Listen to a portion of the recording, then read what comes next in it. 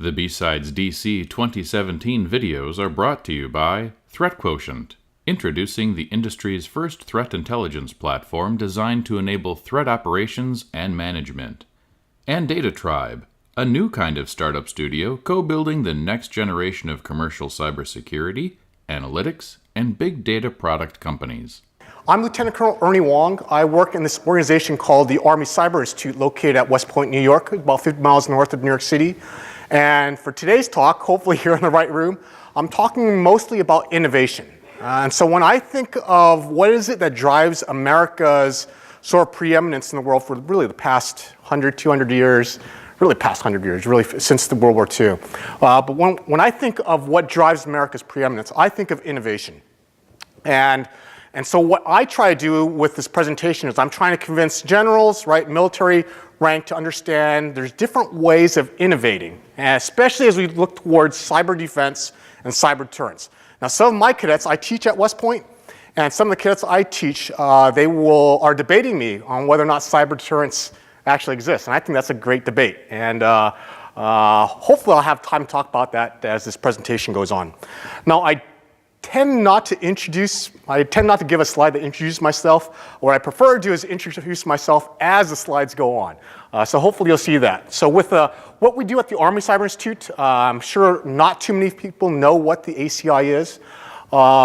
We were stood up in 2012. If you can see our emblem there, 2012, so not too long ago.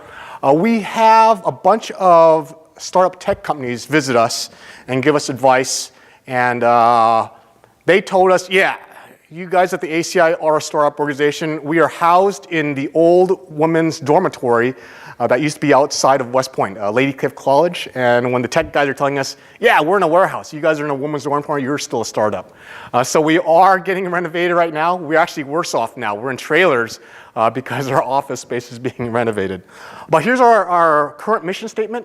What I've highlighted in blue are two things that we do most uniquely as a government organization, especially a federal entity, military organization. We create impactful partnerships, okay, not just with other government organizations, but we create impactful partnerships with academia, being located at West Point, that helps out. Having that .edu address, right, in the back of my name, usama.edu, that helps us as well. Because when we go visit places, yeah, I tell folks I'm the Fed, but the reality is having that .edu, I'm more of a researcher. So folks tend to be a little more open with us in sharing. Because the other part of our mission, building intellectual capital, 90% of what we do at the ACI is at the unclassified level. You talk to most other Army organizations or government organizations, anytime you talk about offensive techniques, yeah, they'll probably elevate to the classified level, and there'll be a little hush-hush about that. And there's not a whole lot of sharing when that happens. So what we found out, working in the unclassified space, developing trust with partners, telling folks we're going to try to publish as much as possible. And I encourage publishing with a lot of partners I work with. Now, our proposed mission, we have a new director, and really for the next 5 years, Colonel Andrew Hall is our new director.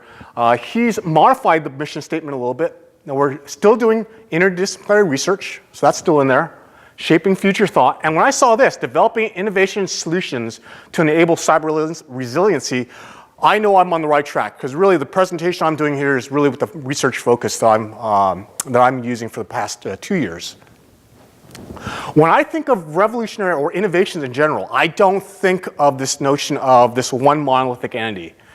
So another way of calling this, right, I called my title thinking inside the box. Another way of thinking it really is it's cool to be square, right? I'm talking to a tech audience, so it's cool to be square, all right? But I break down innovations further. I don't think of it as a monolithic entity. I break it into two criteria. The first is the technological complexity or sophistication of the innovation, and second is whether that innovation targets a new market or an existing market. Okay? When I am looking at that low-tech existing market solution, at the bottom left-hand quadrant, I'm calling that sustaining types of innovation. Yeah, that's coming out bad. I'm calling that sustaining types of innovation. On the high-tech existing markets, I'm calling this incremental or evolutionary types of innovation. So think Darwin, right? Darwin is talking about evolution, Darwinian types of evolution. When I go high-tech but new markets or underserved markets, I'm thinking of breakthrough or cutting edge or what I prefer to call jumping the curve types of innovation. I'm going to come back to this jumping the curve a little bit later in this presentation. And finally, this revolutionary rate innovation, right? Does this even exist, right? Low tech stuff, but new markets. Hopefully in this audience, I think it'll resonate with a lot of folks in this audience, okay? Revolutionary innovations. And hopefully my slides come out a little better in just a while. Unfortunately, as I mentioned earlier, many people think that innovations can only be high tech, right? In this high tech space, right? In this breakthrough and then this evolutionary types of innovation. What's worse, right? Many of our government leaders, folks I'm talking with, they only think of this space right here, this notion of breakthrough or cutting edge or what I'm going to call jumping the curve types of innovation. Hopefully through this talk, anyone in this audience think that way? Anyone thinking only high tech can be innovation? Good. That means at least hopefully you're tired. You're either tired like me, right? Last presentation of the day. I do have to thank the BSides organizers. They were actually very thoughtful for me. They knew the Army 10 miler was happening this morning, so they reserved me for the last presentation. So the question is, how do I do my runtime? Yeah, I run. And I know this is being recorded, but I normally run 10 miles a year. So to run 10 miles in a day, that might be a little dangerous for me, especially at my age, okay? But this notion of low tech, right? I want to introduce this notion right, looking towards the past, especially looking towards the past, there's this possibility that low tech solutions can generate better ideas and better creativity for our defense, cyber defense. Yeah, it's going to look pretty bad today. Okay. Oh, it actually comes out. Actually, good. When I'm thinking sustaining innovations, it's low tech but existing markets, I'm thinking Spock. So as you'll probably gain a little bit of insights from me, I'm a huge Star Trek fan. I'm also a Star Wars fan. You'll see in a little while. But I'm thinking Spock.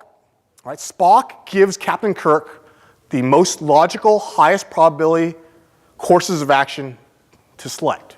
Right? In Star Trek II, the movie, right? He said the needs of the many outweigh the needs of the few, or in his case, in that movie, the needs of the one. So Spock sacrificed his own life to save the Enterprise.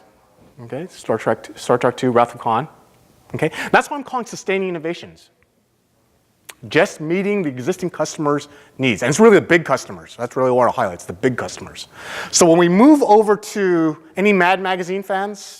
Anyone still remember Mad Magazine? I know we had a lot of Crip kids here, so they might not know the Mad, but it's online now. But if you remember Mad Magazine, this notion of evolutionary innovation, right? Spy versus spy, right? The white spy is trying to kill the black spy and vice versa. In every episode, you see one spy killing the other by outwitting them or with some new type of device. That's this notion of Darwinian evolutionary or incremental innovation. It's a little more high tech, but again, still targeting existing markets. Now, when I move up to high tech but new markets, okay, I'm thinking in this quadrant, again, for breakthrough, jumping the curve, I'm thinking James Bond. Okay, primarily, I'm thinking Pierce Brosnan and James Bond. Yeah, you might say that Daniel Craig, you got the new James Bond. Yeah, especially in Casino Royale, yeah, he might have been in the revolutionary space a little bit. But yeah, for the last two movies, right? What is it? Quantum of Solace and what's the latest one? Skyfall and, right? Skyfall, Spectre. Yeah, Spectre, right? He's getting the expensive devices, right? He's getting the Vantage. He's getting that Vantage that's got the paint job that camos him from everything. So that's a breakthrough, right? The Quartermaster Division is giving James Bond the best equipment, the highest R&D, okay? But it takes a lot of time. It takes a lot of time to develop that stuff.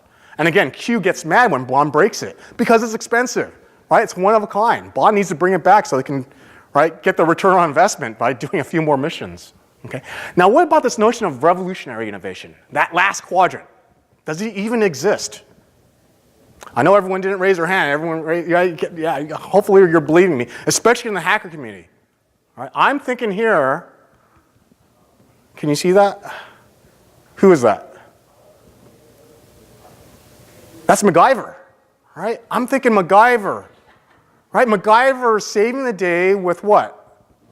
His own wit. Whatever's in his pocket, and his Swiss Army knife. I actually had to see the new MacGyver. Has anyone seen that? the redo? Yeah, I actually had to see one episode. I didn't watch the whole episode, but when I saw the Swiss Army knife come out, when I saw in the episode that he had the Swiss Army knife, he was cutting this hose that was tied against his neck. I said, okay, I understand, it's MacGyver still. Yeah, but I've heard some bad reviews on it, so I didn't watch the whole episode. Now again, I was expecting some script kids, or crypt kids to be here. Not script kids, crypt kids to be here. So again, I knew the crypt kids probably wouldn't understand MacGyver. So again, for me, it might be Jason Bourne. That's coming out with a word, right? Jason Bourne, right? So if you think of Jason Bourne, he's disruptive. He's using whatever's at his disposal to save his own life or the life of his girlfriend, whoever the girlfriend tends to be with him at the time. Now, okay, so we have some Hollywood examples now of different types of innovation. And again, I'm a military intelligence officer. I told you I'm going to introduce myself as I go on. In military intelligence, we tend to think of spies. So what's the one character who really isn't a spy? Right, MacGyver's a spy.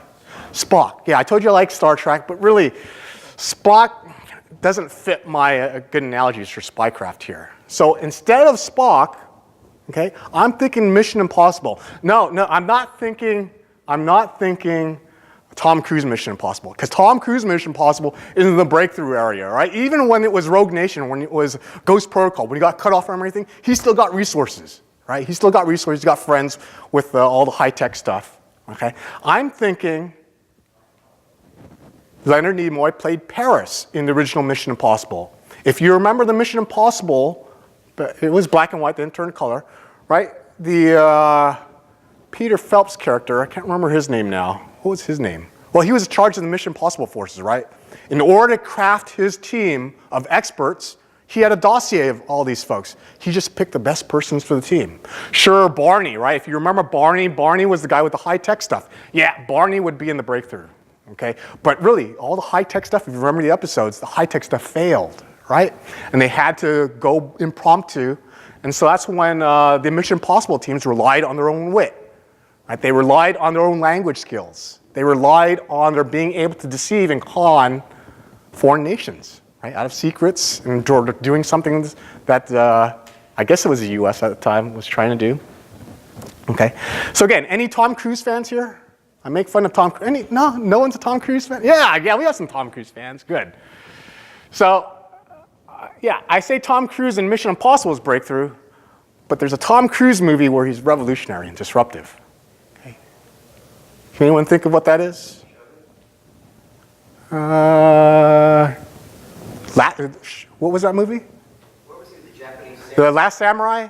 Yeah, that doesn't look like the Last Samurai picture though, right? Yeah, let me see if this works out. Yeah, I have to. Nicole Kidman, no, wasn't in this one. Let's see if we can figure it out by the soundtrack.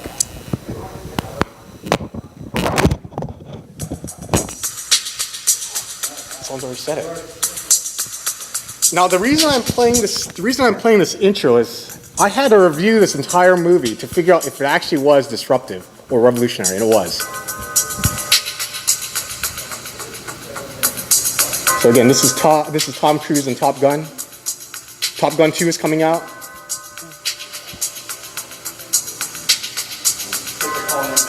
Is it called Maverick? Is that what yeah, this should give it away. When I say Kelly McGillis, that's what gives it away. Yeah, so when I saw this, right, this is the intro. This is the amazing thing. Yeah, so let's look at this. This comes from the movie, right? On March 3rd, 1969, the U.S. Navy established this school, right, for its top pilots.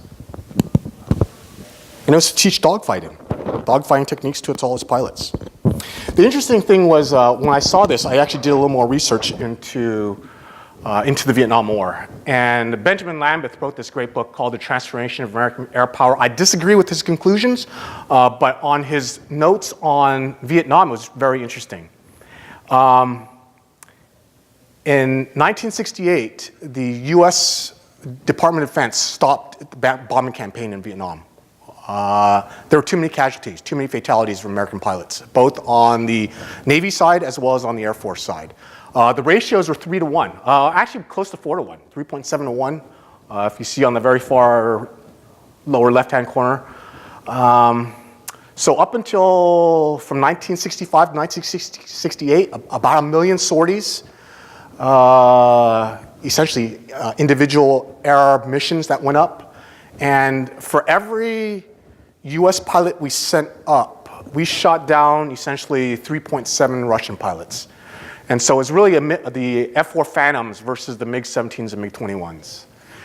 And the interesting thing is, yeah, 3.7 to 1 is not that bad. You have a question? 65 through 68, about 3 years. That seems very high. Again, the way the Air Force, are you an Air Force guy? Yeah, the way they count sorties, one mission might be multiple sorties because they might be doing multiple missions. If they're doing intelligence, surveillance, reconnaissance, and they're doing air interdiction, those are actually 2 sorties. So it's not an individual flight. The Air Force counts things a little differently. And so you just have to bear with the suspension of disbelief on how we count things. Okay, so one flight might actually be about 10 sorties for some of them. That's what I'm saying. Yeah. It seems like flying planes out of Yeah. But the ratios, that's why the ratios I think are more important. So that's not too bad, right? For a military, 4 to 1, 3 to 1 ratio. But again, just remember the Russian military, the Soviet Union, they were based on mass, right? The American forces, we did not have that many aircraft, we didn't have that many pilots. So even if we were to continue that operation, the DoD figured we're going to lose our military power from air. Because the Russians, the Soviets, they could replenish, right? They had the machine that could replenish, right? The aircraft they lost. They had the huge wealth of that entire nation that they could send folks through pilot school, okay? The US, we could not afford that. So in 1968, we suspended operations, and the Navy went through, right, this notion of Top Gun. Now here's what happened. So the Navy executed Top Gun. I'm calling that a revolutionary innovation because all they're really doing is they're using Russian doctrine, Russian techniques, Russian dogfighting techniques to teach US pilots how to counter those. A lot of experimentation, right? If you remember in the movie, right, you see what was Maverick's, how did Maverick get that MiG, whatever it was? It wasn't a MiG-21, it was like a MiG-22 possibly. How did he get it to go away? Right, he went upside down and he threw him the bird, right? So they're doing a lot of experimentation. What did the Air Force do? The Air Force, oh yeah, we didn't have an Air Force first because I can't make fun of the Air Force folks. The Air Force tends to do a lot of breakthrough innovations very well. So they went the breakthrough route. They said we need our F4s, our F4 Phantoms, we need them to be more power, more jet propulsion. We need longer weapon systems, greater range. Okay? So that's what they did. The Air Force went breakthrough. So for 1 year, 1968 and 1969, right, suspension of air operations. This is what happened when they started back up in 1969. Amazing. Air Force actually went down, right? Statistically not significant. They stayed about 3 to 1, 4 to 1. Look at the Navy. Navy pilots had a kill ratio of 13 to 1 after Top Gun, 1 year of Top Gun. And again, the way the school works is about a 10-week course. Not every single Navy pilot is going through this course. It's the best pilot, supposedly the best pilot from each of the Navy squadrons, right? That's how Tom Cruise got the job because Cougar, right, couldn't take it. He was getting, he got honed in by a Russian jet, right? He's locked on and Cougar got frazzled out, right? He got PTSD, couldn't take it anymore, so he couldn't fly. So Maverick took the slot. Maverick and Goose took that slot. So again, from this revolutionary type of innovation, Top Gun, using low-tech dogfighting techniques, they outdid the Air Force. 13 to 1 versus 3 or 4 to 1. Amazing, right? That's amazing in 1 year. And again, the way the school worked was not every pilot, not every Navy pilot went through this course. It was the best pilots. When they got to Vietnam, they spread the wealth of knowledge. Hey, this is what I learned at Top Gun. This is what you should be doing in dogfights. So they spread the knowledge to the rest of the naval fleet. It's pretty amazing. Now, this notion of breaking the world into 4 quadrants, that's a very MBA type of thing to do, right? I know we had some MBAs in the audience in previous sessions, but it's not very mathematical. I teach systems engineering at the United States Military Academy at West Point, and I always tell my cadets, give me some numbers, or at least justify it, right? I don't know where the scale is. So again, this is not from a mathematician's perspective. But now if I add one more criteria, okay, now it is thinking inside the box, right? Not just a square anymore. We are thinking inside the box. Now it's a 3D representation. I'm doing it in 2D format still. Now this notion of offset potential, right? Where do we get high offset potential from? High impact types of innovation versus lower impact types of innovation.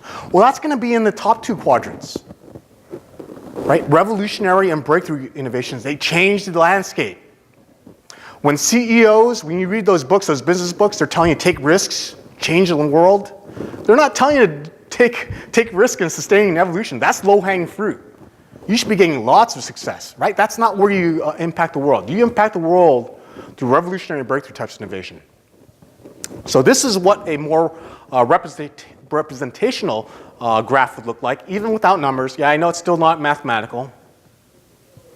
Well, how about if I now change that offset potential criteria and call it probability of success? How does this graph change now? Well, it's the opposite, right? Again, with the evolutionary sustaining types of innovation, we should be expecting, right, 60, 70, 80, 90% chance success rates. Not so with revolutionary breakthrough. And that's what I want our leaders to understand. When you're doing revolutionary breakthrough innovations, expect failures. Ed Scotus, at the keynotes talk yesterday, he's doing revolutionary innovation, in my opinion. Right? Buying all these Internet of Things devices. Is he failing at some times? Yeah, remember his big failure? He wiped out his entire database. I call that a big failure. That's not a small failure. We tend to learn from smaller failures, but for him, that was a good failure, right? He's learning from it. He started backing up daily, right? That's a good failure. Still not from a mathematician's perspective, but again, this would be more representational, at least from a scale perspective. Okay, we want to go for the revolutionary breakthrough types of innovation if we want to impact the world, impact in different ways. If we want more success, more probability of success, go for the sustaining and evolutionary innovations. Okay, so again, I tell my cadets, I want numbers. So in this case, I looked at the revolts that happened across the Middle East, North Africa, back in 2010, 2011. We had a street vendor whose vegetables and fruits got confiscated by the Tunisian police.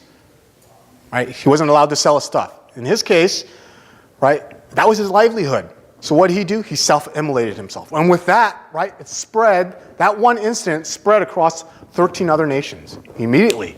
Sure, there was a lot of social media, right, Twitter, right, Twitter gave a lot. There was also this thing called WikiLeaks, if you remember that time, 2010. US State Department cables, they got posted on WikiLeaks. State Department embassy personnel, even ambassadors telling us, you know, these countries that we work with, they're kind of corrupt. We really shouldn't be doing business with them. And they detailed it, right? This is the level of corruption they're doing. So again, that didn't help. So we had a lot of revolts taking place throughout Middle East, North Africa. So which one of these countries actually successfully revolted? Well, we had Tunisia. Let's look at this. Tunisia actually did fall. They were the first to fall. Their king fled. Okay, so the revolution took over. We had Egypt. Egypt fell in about 3 days. Yemen. There's still a lot of fighting in Yemen, but that king fled. I think the king fled to England. And we had Libya, right? Libya, Gaddafi got killed 2 years afterwards, but his government fell. I don't consider Egypt a true revolution, though. Who took over after the third day in Egypt? Military. The military took over. So again, when I'm talking revolution, right, think true revolution. It's got to be the people that take over. When the military takes over, I call that a coup, a military coup.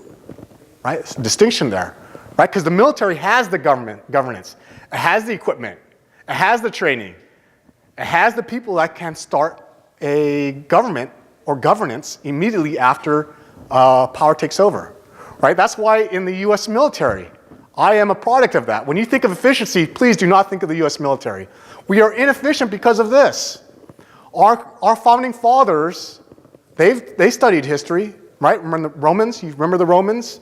It's bad when Julius Caesar brings his legions across the Rubicon, right? Never want to see the legions cross the Rubicon. That's too close to Rome, right? So that's this notion of militaries can immediately take over governments or take over governance of countries, which is why we see that happening across South America, Southeast Asia. South America, yes, sure, we trained a lot of those dictators as well. There used to be a school called School of Americas down in Fort Benning, Georgia. Yeah, we trained a lot of them, right? We trained them in warfare, training in military doctrine. Sometimes they take over their countries later after they graduate, right? Noriega, we had a bad, so they renamed that school, right? Yeah, so the previous speaker, Ajit, talking about renaming things Patriot, don't call it idiot, call it Patriot. Yeah, the Army does that a lot. We rename things when they don't work out too well for us. So this notion of military coups, right? I've been in the military for 23 years now, and I've moved 11 times. That is inefficient, right? There's no way you can gain efficiencies by moving that quickly. When they move the military leaders that quickly, that's structurally there to bring inefficiencies. It's structurally there to help ensure that the soldiers do not pledge allegiance to the military leaders, as the Romans did, or as in North Korea, right? Everyone in North Korea pledges allegiance to Kim Jong-un, okay? And the Romans, right? The Roman generals fed, bathed, paid the conscripts, right? They gained their freedoms from the Roman generals. So in the American system, right, our founding fathers said, hey, we don't like that system.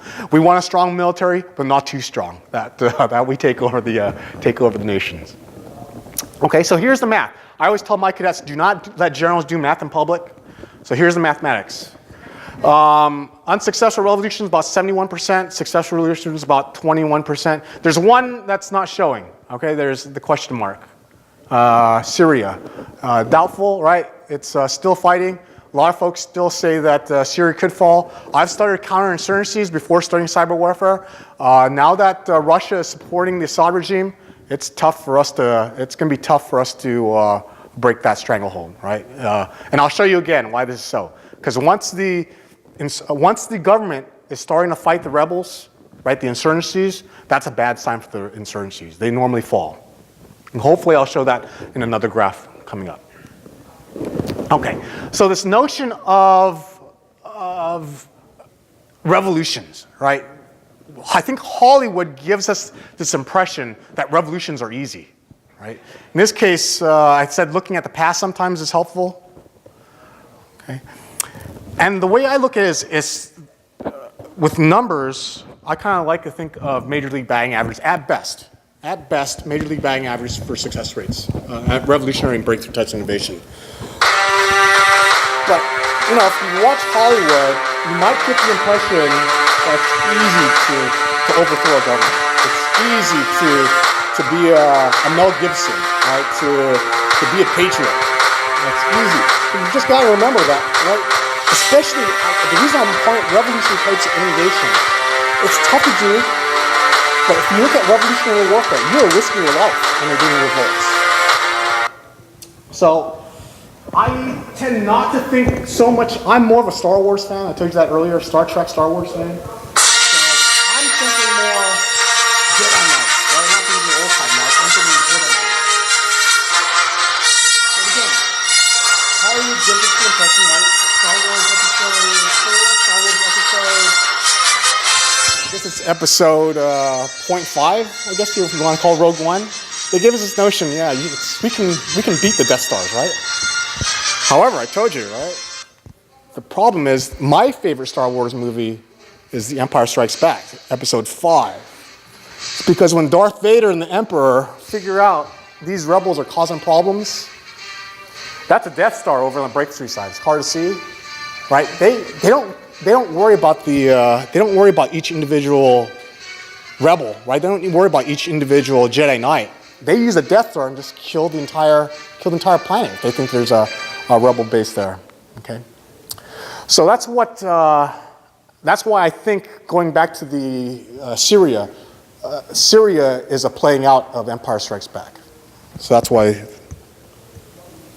it's going to be tough for Assad, or that's tough for the rebels to really take over that country. Because the longer it goes, the more Assad has the resources, right? The U.S. is providing resources, sure, to Syria, but it's not a concerted effort, right? Because there's so many split out rebel teams there. Now, this is the other way of looking at revolutionary types of innovation, through a timeline. Instead of through the quadrant system, you can look at it through a timeline. This is another way of looking at it. So most innovations, right, again, from the bottom two quadrants, sustaining in evolutionary incremental innovations, it's not like there's no innovations taking place. Innovations are taking place, but just at a slower pace. The innovations take place at a slower pace because remember, I told you, these types of innovators, they are catering to their best markets, the biggest customers. Okay? So if you're catering to your best customer, you often leave the little guys behind, right? So a lot of you guys in the security practice, cybersecurity business, there are a lot of tools out there that don't exactly do what you need it to do. So you hack it and you do something else with it.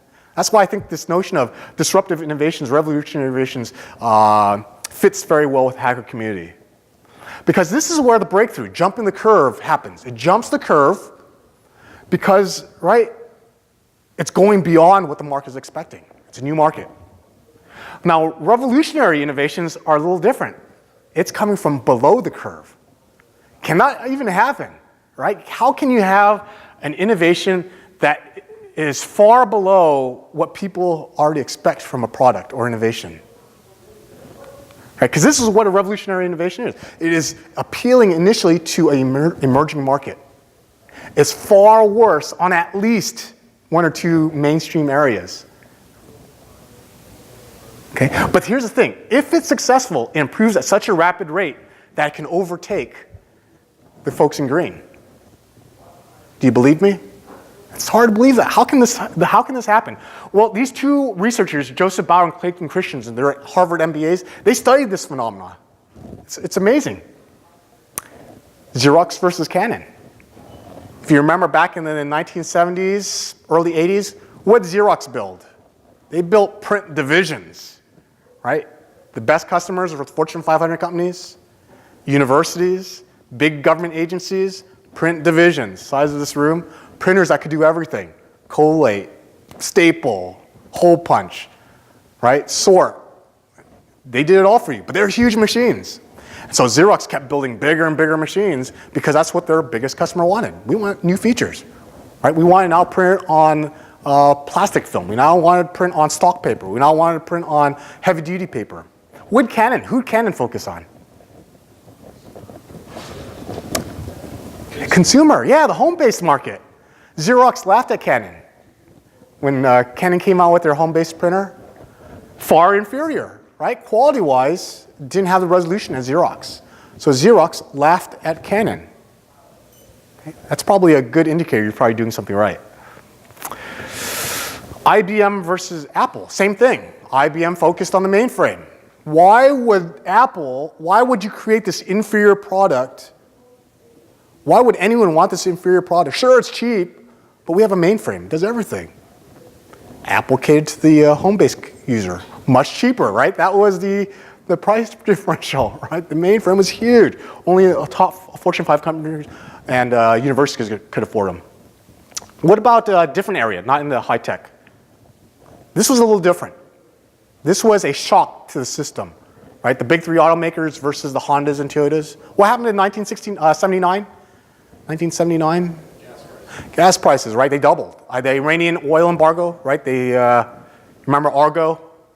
Yeah, I tell my cadets, do their literature reviews on movies. I'll be okay with that. They don't need to read stuff. Just watch movies. So if you remember Argo, right? We had these hostages, and so with that hostage negotiation, President Carter said no oil, and prices doubled. So what was the performance feature that people valued in 1979? Mileage, miles per gallon, right? Before that, Americans liked big vehicles, spacious vehicles, and we liked thrust. We liked that ability to go quickly, right? With that oil crisis, Toyotas, Hondas. It wasn't quality. Just remember, it wasn't quality initially, right? Quality was probably a little worse than the big three. It was fuel efficiency, right? Crap. Terrible cars, right? Ford, GM, Chrysler said, we don't play in that space. We're going to give you the economy car market because we don't play in that space. Low margins, okay? So quality didn't rise until probably in the late 80s. Okay, but once they started rising with the market, they started gaining market attraction. Then quality improved as well. What about today? Anyone still have a BlackBerry? Anyone have BlackBerry? I have BlackBerry, right? The government. I told you inefficiency. No, there's still some security features on the BlackBerry that the government likes. Okay, but we have iPhones too. But again, efficiency, right? Not the government. BlackBerry. What was BlackBerry? What was their one feature that they couldn't get rid of? Keyboard, right? If you remember that the height of BlackBerry, probably the first year in President Obama's administration, right? They called it the Crackberry, right? Even President Obama was always on it. It was always the keyboard. They even had races. You had to race, right? If you remember that on those late night shows, they had guys texting each other with guys competing on Morse code, things like that. Man, the keyboard was, right, BlackBerry could not divest themselves from the keyboard because their main customers wanted a keyboard. They actually wanted bigger keyboards, right? BlackBerry kept wanting, how do you make it ergonomically so that their customers could do it? Well, did you ever see a grandparent with a BlackBerry? I never saw a grandparent with a BlackBerry. So what did Apple focus on for their iPhone? Simplicity, right? Some folks will tell me it's apps, customization, but it's simplicity. Kids are using, right, the iPhone. Grandparents are using the iPhone, right? Do not ever mess up. I don't understand why tech companies, whenever they come up with an upgrade, modify the visual display. Have you ever seen a grandparent complain when they have an upgrade on a system? Where did the login screen go? Where do I type in my password? It used to be up here. Now it's on the bottom. How do my tech companies do this, right? Apps. Yeah, you're appealing to different markets. If you're appealing simplicity, go with simplicity. So again, I always get this question. Okay, we have tech. Yeah, even some of the automakers, we have this notion of revolutionary innovations. Does it exist anywhere else? It exists everywhere I look.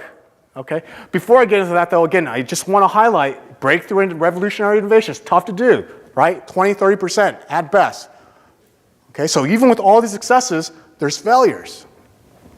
So if you look at some of these other examples, sports, TV shows, news, restaurants, TV shows. What's disruptive? What's revolutionary with TV shows these days? YouTube, yeah, YouTube. I think YouTube is, really, right? Anyone can make content. You don't have to be a big business NBC studio to make content now.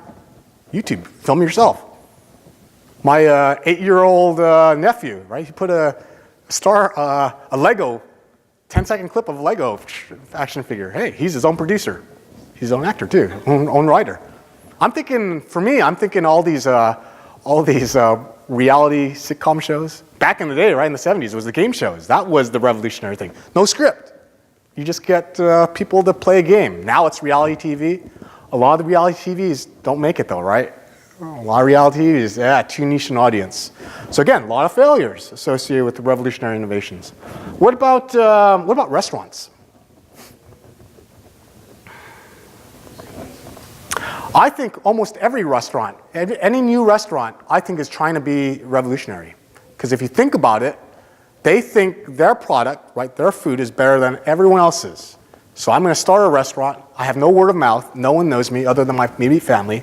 And I'm trying to start this restaurant. Unless, of course, you're getting a franchise, right? If you're a franchisee, you're in the green space, right? Because you have existing customers. You have an existing pipeline. Everything's existing. All you're doing is buying into that system with a new location. But if you're a new restaurant, unless, right, who am I thinking of breakthrough? Anyone watch the food channels where they have the guys doing scientific molecular gastronomies, I guess that's what they call it, right? Guys using blow torches and liquid nitrogen to make new food.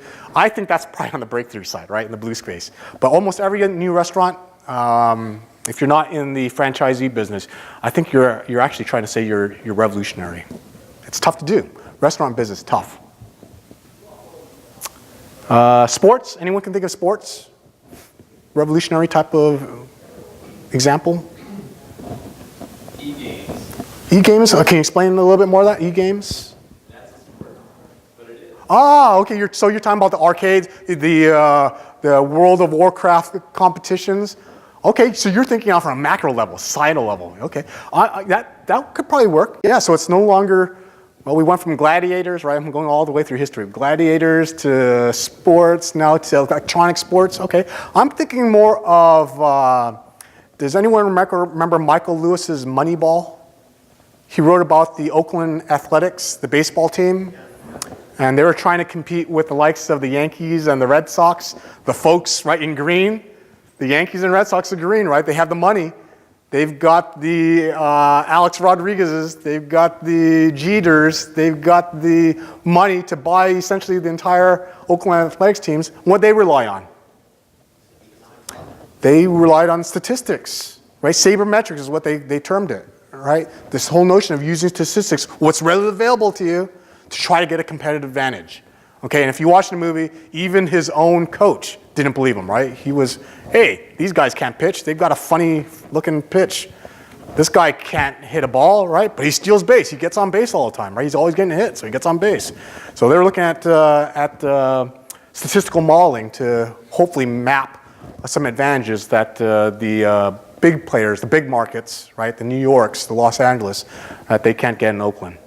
Okay, and for me, I think it's everywhere. Everywhere I see, because I do this as part of my research, I see it even in research. I have PhDs that tell me you can only do PhDs in things, especially in cybersecurity, on zero-day vulnerabilities. That's the only thing you can do research on. Folks, the previous talk talked about Internet of Things exploitations.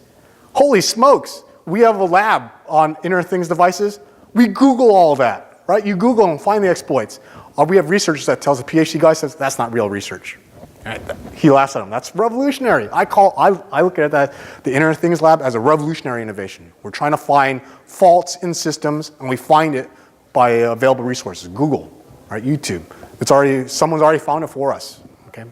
Or the manufacturer puts the admin passwords in there for us, and our default passwords. You can find it.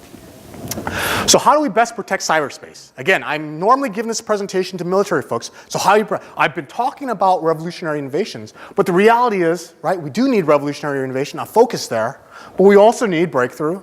We also need sustaining and incremental. So we really need all four, okay? But here's the problem.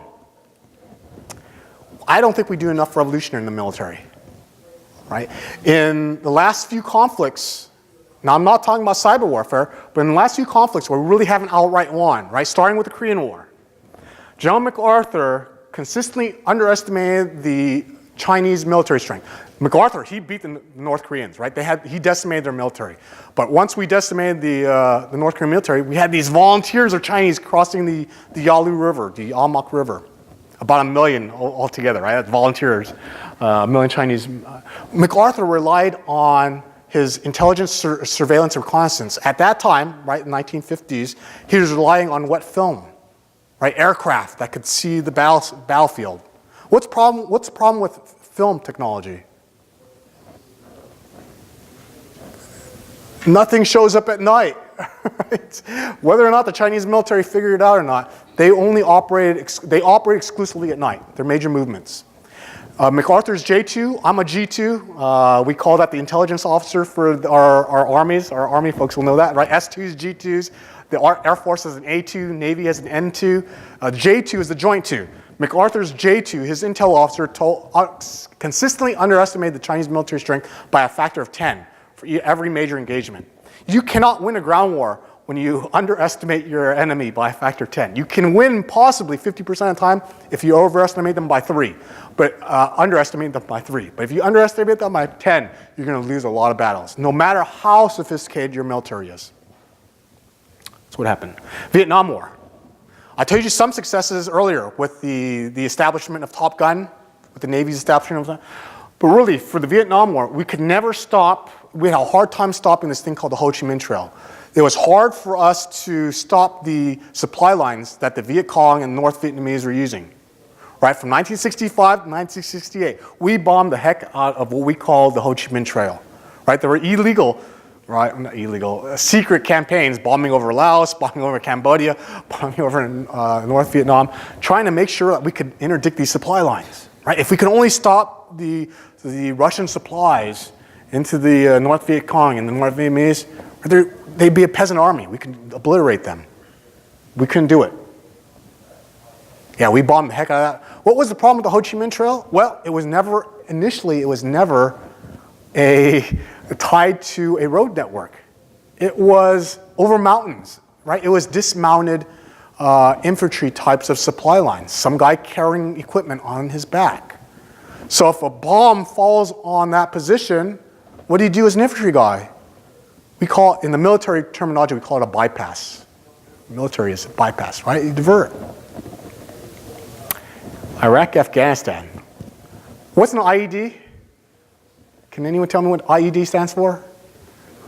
Improvised. It's in the name. Improvised. It is not even a true weapon system designed for it to do what it was supposed to do.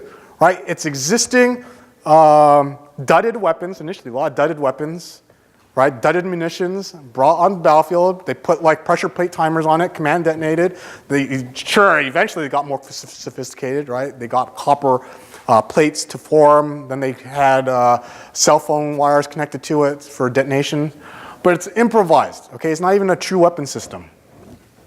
So here's the problem. Cyber warfare. Here's my assertion. Nearly all malware initially discovered resides initially in the disruptive space. So think about that. Nearly every malware discovered for the first time originates from that disruptive space. We've heard speakers throughout the day here, right? They've been telling us the attacker's always got the advantage over the defender. They're always one step ahead of us. Well, I'm saying we have a step ahead of us because we haven't figured this out. We haven't figured out that most malware is originating from disruptive space, because here's where our defenses relied on. So when we talk about military defense for our networks, we think breakthrough. Sure, there's also evolutionary sustaining. We leave out revolutionary. A lot of times revolutionary defense is not talked about. And here's the problem. On the offensive side, I told you, as a military intelligence officer, once again, I see a gap. I see a gap between breakthrough offensive cyber innovations. True thing is, it doesn't need to exist, right? Everyone talked throughout the past 2 days here at BSides, Washington, D.C. We've been talking about, hey, there are backdoors. You can find the backdoors. That's this whole notion of disruptive, revolutionary innovation. You're going to find the backdoors given enough time. Will you fail? Sure, you fail, but you keep trying. Right? All you need, 30% success rate, 20%, 10% success rate, as long as you get through. Okay? The problem is it takes too much time for breakthrough. Right? Long R&D times, long manufacture times, lots of expense. Same probability of success, though, with disruptive. Same probability of success with revolutionary. So guess what? If we follow this model, of course we're going to be a step behind. I'm surprised we haven't lost yet with this mentality. This is pretty amazing. Sure, there's a little bit of triangle in each, right? I count Stuxnet. I count Stuxnet as part of that breakthrough type of innovation. I can't confirm or deny who unleashed it, right? But I consider Stuxnet a breakthrough type of innovation. Sure, advanced persistent nation threats. Yeah, they are doing some breakthrough types of offensive innovation. Sure, the NSA is doing a lot of that stuff. Right? Here's my concern. My real concern is what happens when advanced persistent nation threats, they're not satisfied with this stuff shaded in red. They're going to go breakthrough. When they go breakthrough, we are in a world of hurt. Because not only have we lost the revolutionary space, right, we're not doing breakthrough very well. Right, this whole notion of AI, automated immune systems, DARPA's doing a lot of it. It's good work. It's good. Question? Comment? Yeah, I have a question for you. And I think about this is near to my heart, and I really appreciate what you're saying. So, but what you're saying about disruptive is, to me, it seems like what we're not allowed to do. So disruptive is, I'm not going to play by the rules, and I'm going to do something that it's like yeah, it might be illegal. Revolutionary and the people hide behind the trees. Yeah, yeah. So we're defending. Yeah. They're disrupting. Yeah. As opposed to saying, rules of engagement are a little different here in the cyber war. We need to do something that is disruptive. Yes. But we're not. We're basically trying to get off our network. And get off our network, and we're not going to bother. Yeah. Well, at least let's say publicly, but the thing is disrupting them disruptive innovation would be on their Yeah. I hear what you're saying. I'm tend to be in agreement with you, but I'm gonna actually restate it in a way that's a little more positive, because for me, when I heard that, right, it used to be if you were a hacker back at maybe even 5 years ago, 3 to 5 years ago, could you legally report to a company that you found a flaw? You're probably arrested, right? You couldn't do that. About 5 years ago, they started, hey, we have all these hackers. They're not black hat hackers, right? We call them gray hat, white hat hackers. They want to help us out. Isn't that leveraging, isn't that being like a MacGyver? Isn't that leveraging existing talent, existing folks who are patriots who want to improve cybersecurity, but they have no mechanism to report? That changed about 5 years ago, right? Now we're allowing bug bounty programs. Even the Pentagon, last year, started for the first time under Secretary Carter, Ash Carter, he started, hack the Pentagon. We're saying, hey, there's a bunch of resources out there, revolutionary, disruptive, hackers. Hey, calling all hackers, hack us, tell us what we're weak in. You're gonna find our weaknesses. I'm not gonna pay a consulting company to red team me anymore. I've got you guys out here, you hack me, you tell me, I'm gonna give you a reward. Yeah, sure, the reward sometimes is, hey, I got a t-shirt that says I hacked the Pentagon. That's good, right? Yeah, they're giving monetary awards now. But the reality is, as a hacker, sometimes a t-shirt is all you want. That's why I come to these conferences, right? I come to the conference, get all these t-shirts. You can get a BSides Washington, D.C. conference. Okay. But again, think of, it's not necessarily going into their space. I'm thinking of things like cyber hygiene, right? We've heard talks about that. Cyber hygiene is a disruptive, revolutionary innovation if you do it right. This bug bounty program. I'm thinking cyber education. For me, cyber education is huge. The more I learn about, we are doing cyber education wrong. This is terrible. We are in this green, right, the green space for cyber education. We've got to be in the red space. How do we get more disruptive to get our young folks? I'm actually not thinking young folks. I'm thinking not the folks in this room, but the adults. The young folks get it. The young folks, they understand it because they're living cybersecurity, so they get it.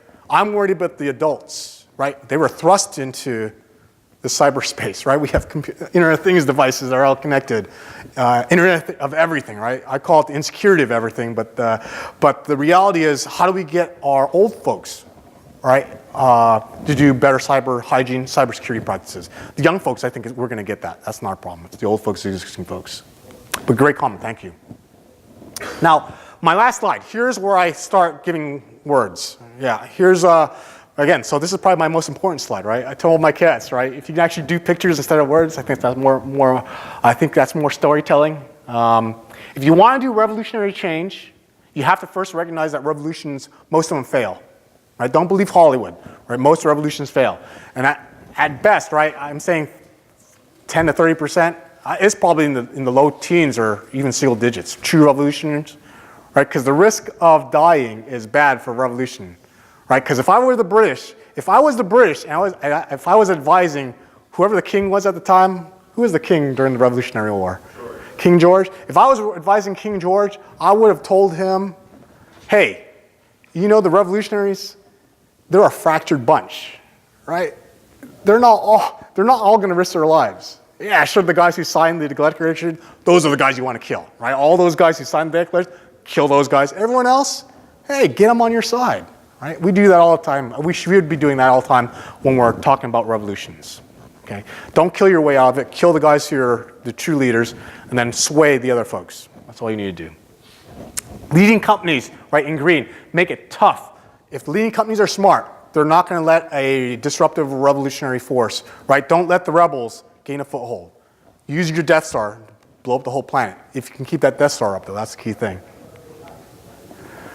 Now, here's what I recommend if you want to start revolutionary ideas and innovation. I prefer that last point, be an early adopter of promising experimentation. A lot of these recommendations come from a book called Competing on the Edge of Chaos by Kathleen Eisenhart and Shonda Brown. Kathleen Eisenhart's a Stanford University professor, and Shonda Brown, a Harvard business professor. And they came up with a lot of these types of thoughts. If you want to encourage these revolutionary ideas, The best one they recommend is be an early adopter of promising experimentation, right? Yeah, you can do your own disruption, you can form alliances, you can actually outsource it and then buy it off, right? You can do lots of things. But they said this notion of experimentation is critical. And finally, if you're doing experimentation, kids learn this, right? I gave a talk to this at a STEM conference to 5th graders to high school students. They know it, right? In chemistry class, in your biology class, you're doing experimentation. Kids know this. Yeah, I think as adults, we've sort of forgotten experimentation. I try to teach to my cadets, right? Go back to experimentation, right? You're doing experiments for a reason. Make sure they're small scale, right? We tend not to learn very well from large experiments that fail. They're too scarring, right? PTSD. Small experiments are good. Small, cheap, and fast. And this whole notion of thinking inside this box for innovation, right? It is 3D now, right? It's not just square. It's cool to be square, but I'm talking about inside a box of that third dimension. I'm hoping that it creates, right, by understanding distinctions within this box of innovation, I'm hoping it encourages creativity and outside the box thinking. And so with that, I just want to conclude with this. This notion of not experimenting. When we are not doing experiments, especially for revolutionary or disruptive types of events, right? This is what happens, right? We lose this space.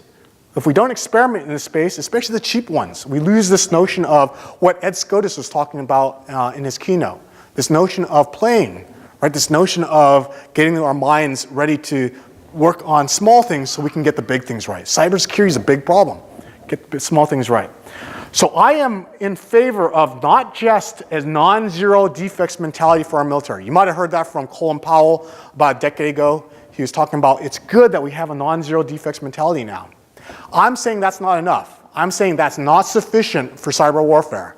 I want a military that's experimenting, especially with what's readily available, with the cheap, fast experiments on disruptive and revolutionary types of events, right? Be a MacGyver, be a Jason Bourne, be a Tom Cruise in a Top Gun type of scenario.